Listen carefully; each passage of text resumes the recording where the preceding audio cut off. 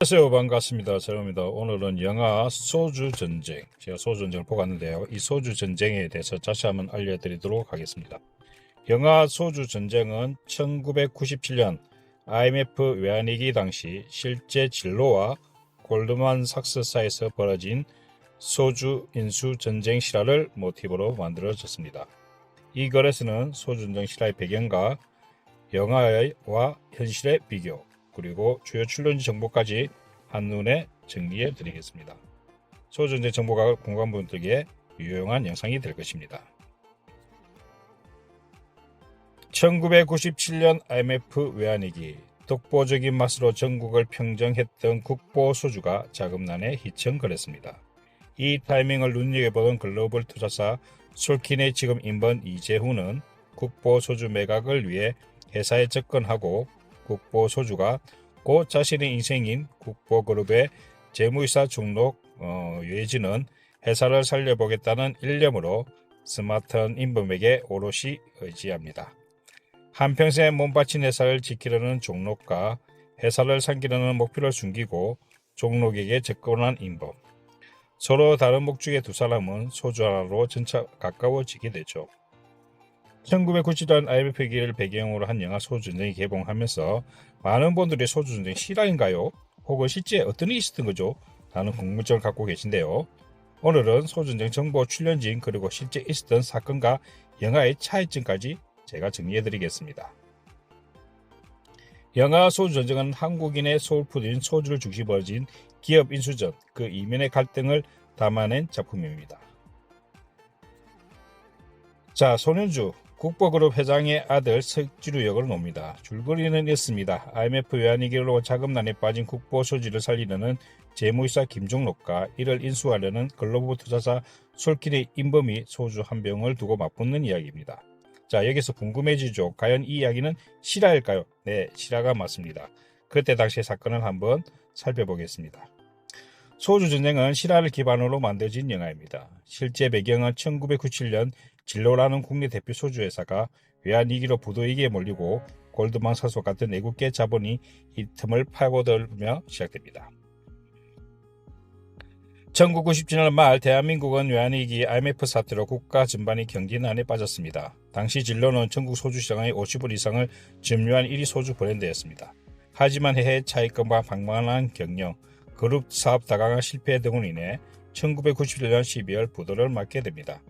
결국 1998년 법정 관리에 들어갑니다. 진로의 채권자들은 회사 세상을 위해 자산 매각과 구조조정을 시작합니다. 이때 미국계 글로벌 투자은행인 골드만삭스가 진로의 투자자로 참여합니다. 골드만삭스는 진로의 전환 사채와 채권을 대량 인수하여 채권자가 됩니다. 단순 투자 목적이 아니라 진로의 경영권과 소주 사업 인수까지 염두에 둔 전략이었습니다. 골드만삭스는 진로 본사의 협의 과정에서 수차례 경영 개선 요구 및 소주 사업 분할을 시도합니다. 진로 측은 이를 경영권 장악 시도로 받아들였고 갈등이 깊어졌습니다. 이 과정에서 진로 소주를 분리해 진로라는 자회사로 만들어 분사합니다. 골드만삭스는 분할된 진로 BG의 경영권을 넘기기에 입찰을 추진합니다. 이때 하이트 맥주 박문덕 회장이 본격적으로 등장합니다.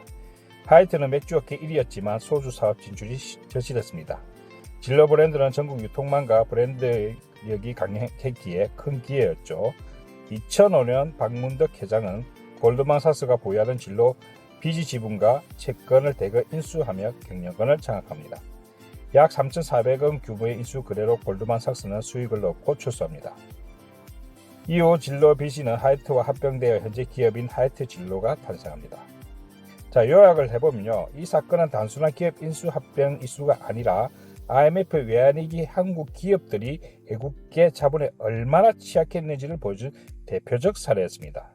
또한 골드만삭스는 진로 외에도 당시 되어던 여러 국내 기업의 채권을 인수하여 먹튀 논란도 일으킨 바 있었지만 그들의 방식은 국제 자본시장에서는 일반적인 투자 방식이었습니다. 영화는 실화를 느낌으로 반영된 영화입니다. 소주전쟁은 전체적인 틀은 진로 GS 사태에 떠왔지만 즉 영화는 실존 인물을 1대1로 재현하지 않고 구체적인 인물 구성이나 결말은 극적인 전개를 위해 창작한 부분이 많습니다. 즉, 인범은 자본 논리로 접근한 N의 전문가, 골드만삭스 인수 전문가고요. 솔키는 골드만삭스를 상징하는 글로벌 투자 이름을 각색한 것입니다. 국보소주는 진로를 나타내고요. 석진우는 실제 인물은 아니나 진로 오래 일가를 상징, 볼락한 재벌 2세 이미지를 부여하였고, 종록은 실제 누군가보단 해설이 사온 내부인의 총합적 상징입니다. 영화 속 석진우는 국보소주의 실질적 오너이자 재벌 2세로 묘사되지만 실제 진로 사태에서 이 역할은 명확하지 않습니다. 하이트 맥주의 박문덕 회장이 진로를 인수한 인물이기 때문에 오히려 영화에서는 박문덕 회장의 캐릭터가 등장하지 않는 셈입니다.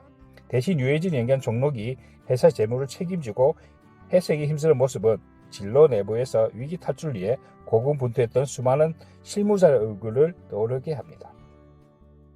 소주 한 병에 당이 치열한 자본전쟁. 영화 소주전쟁은 단순한 휴먼 드라마를 넘어 IMF 이후 대한민국 경제의 민낯을 되돌아보게 합니다. 영화에 등장하는 국보소주와 글로벌 투자자 솔킬의 갈등은 실제 진로와 골드만삭스 간의 소주 인수 실화를 토대로 재구성되었고, 그 안에는 당시의 시대적 상처와 긴박했던 금융 현장이 담겨 있습니다. 본 영화에서는 소주전쟁 실화를 바탕으로 한 사건의 전망과 영화 속 등장 인물과 실제 인물 대관계, 그리고 소주전쟁 출연 정보까지 함께 소개해드렸는데요. 실화를 알고 영화를 본다면 훨씬 더 깊은 몰입이 가능할 것입니다. 자, 저는 이 영화를 보면서 유해진이 참 연기를 참 잘한다. 그리고 이정훈이도 참 연기를 참 잘한다는 생각을 많이 했습니다. 이 유해진과 그리고 이재훈의 이 콤비가 잘 이루어져가지고 이 소주전쟁이 아주 흥행이 대성공할 거라고 저는 생각합니다. 아직 영화를 보지 못하신 분은 제 영상을 보시고 꼭 영화를 보신다면 많은 도움이 되실 거라고 생각합니다. 자, 오늘 영상은 이것으로 마치도록 할게요. 감사합니다.